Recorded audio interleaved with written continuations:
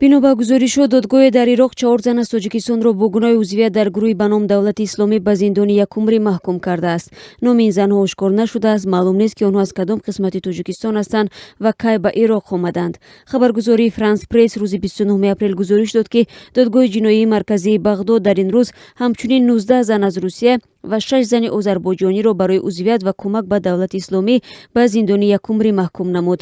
Дар ин гузориш омадааст ки ин занҳо ки ҳиҷоби сиёҳ ва пироҳани гулгун доштанд, як ба як дохили толори додгоҳ мешуданд ва бисёре аз онҳоро кӯдаконашон ҳамроҳӣ мекарданд. Ба навиштаи хабаргузории Франс пресс, ин занон ба воситаи як профессори забони русӣ аз донишгоҳи Бағдод ки сафорати Русия ӯро барои тарҷумонӣ киро кардааст суҳбат мекарданд. Номи ин занҳоро эълон накарданд. Аксари ин занон ба додгоҳ гуфтанд ки онҳоро бархилофи хоҳишашон ҷангҷӯёни ДОИШ аз Туркия ба Ироқ оварданд. Аввали ҳамин моҳ Мария Захар ва сухангӯи вазорати умури хориҷии Русия гуфт ки айни замон дар Бағдод аз 50 то 70 зани рӯззабон ҳамроҳ бо 100 кӯдакашон дар боздошт ҳастанд.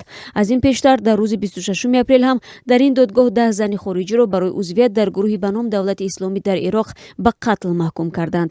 Расонаҳои ироқӣ ба нақл аз Абдусаттор Байрақдор, намояндаи шӯрои олии адлияи Ироқ навиштанд ки дар байни занони маҳкумшуда ба қатл 2 зани озарӣ ва 3 зан аз Қирғизистон буданд.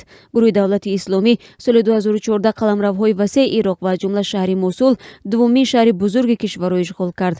Мақомоти Ироқ моҳи декабри соли гузашта гуфтанд ки ДОИШро шикаст доданд ва шаҳрҳои кишварро аз ҳузури онҳо пок карданд. Як пажӯҳише дар Тоҷикистон нишон додааст ки аз миёни садҳо зани тоҷикӣ ба Сурия ва Ироқ рафтанд, аксарияташон бо ҳидояти шавҳаронашон ба ифротгароӣ рӯ оварда ба сафи гурӯҳи Давлати исломӣ пайвастаанд.